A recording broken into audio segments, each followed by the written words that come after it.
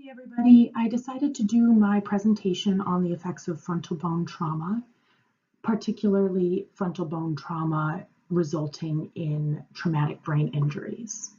So this presentation will go over the various types of traumatic brain injuries that can be caused by frontal bone trauma and the rehabilitation process for patients that have endured this.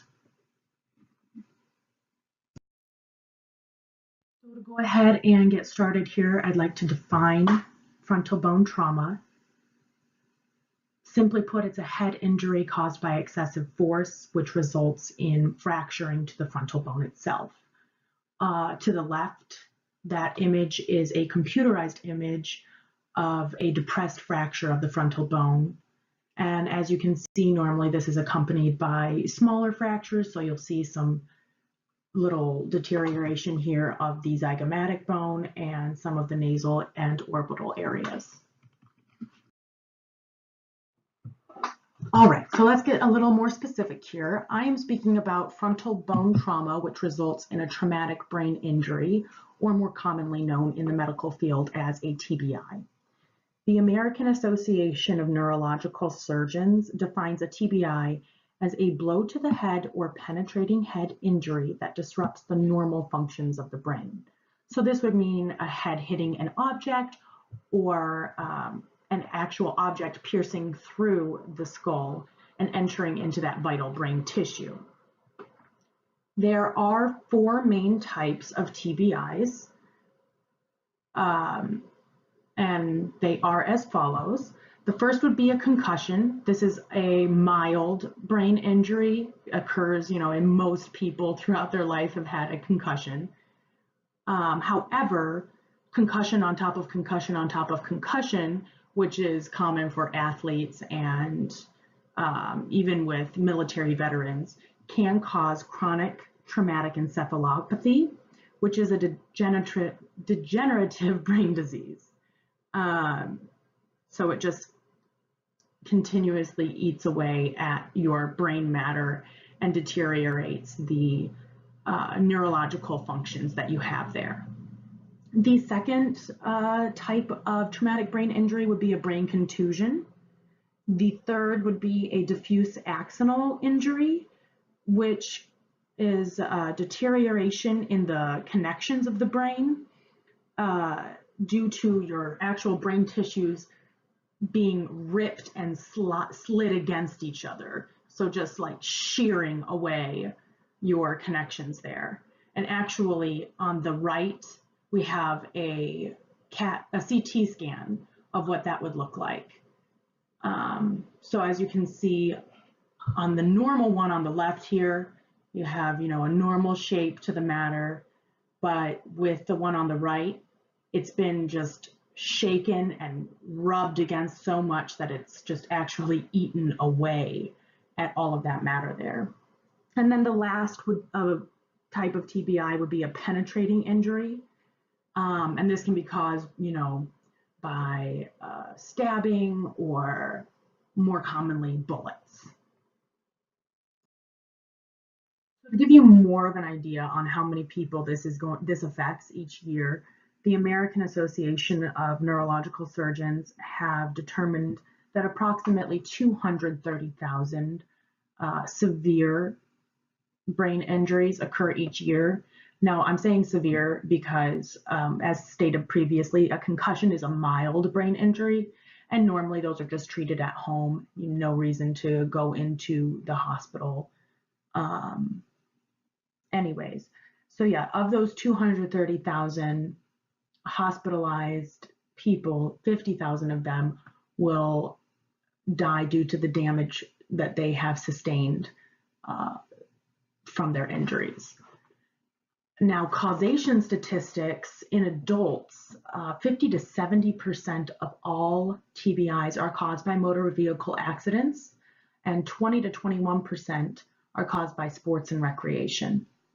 In children, 50% are caused by accidental falls, actually, and then another 20% or so, 20 to 25%, I believe, are caused by abuse such as shaken baby syndrome and that kind of thing.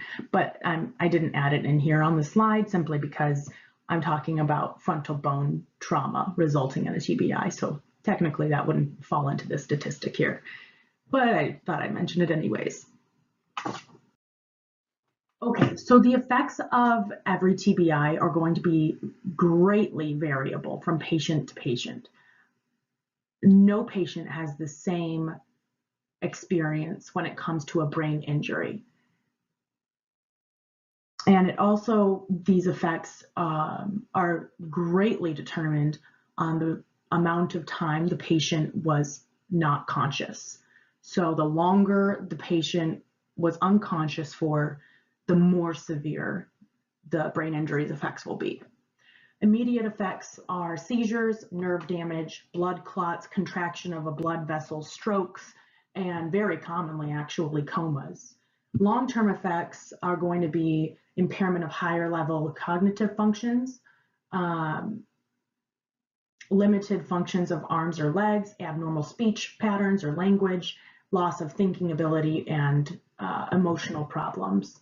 So the effects are, each of these can be, either mild or severe. In some patients, it's not even going to be a factor whatsoever.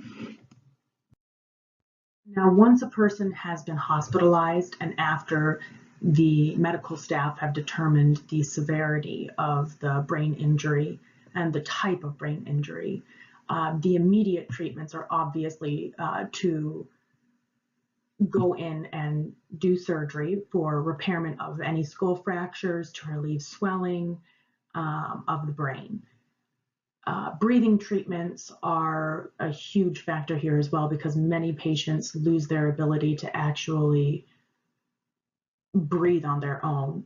And then there's going to be, multiple scans and just to see where the patient is even day to day.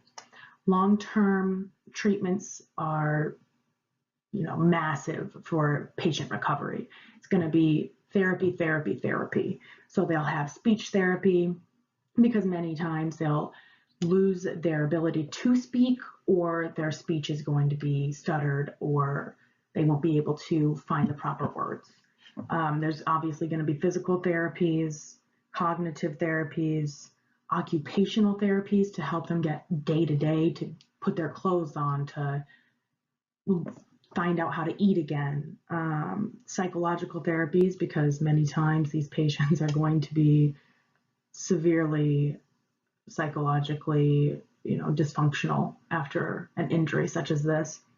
And then one I found really interesting as well is many hospitals will even have them in vocational therapy, because the life they lived before is just not going to be possible for them anymore. To conclude here, our skeletal system provides the human body with protection of its soft tissues. When that skeletal system is broken, the soft tissues become susceptible to serious damage, especially in the case of head damage, because the brain lies directly underneath those bones there. The physical damage can be repaired via surgery, but the immediate physical repair in no way indicates the residual damage the patient will sustain. While it is possible for victims of TBI to regain physical abilities, the degeneration of neural pathways and brain tissues cause a host of possible issues, and lifelong recovery is required in most cases.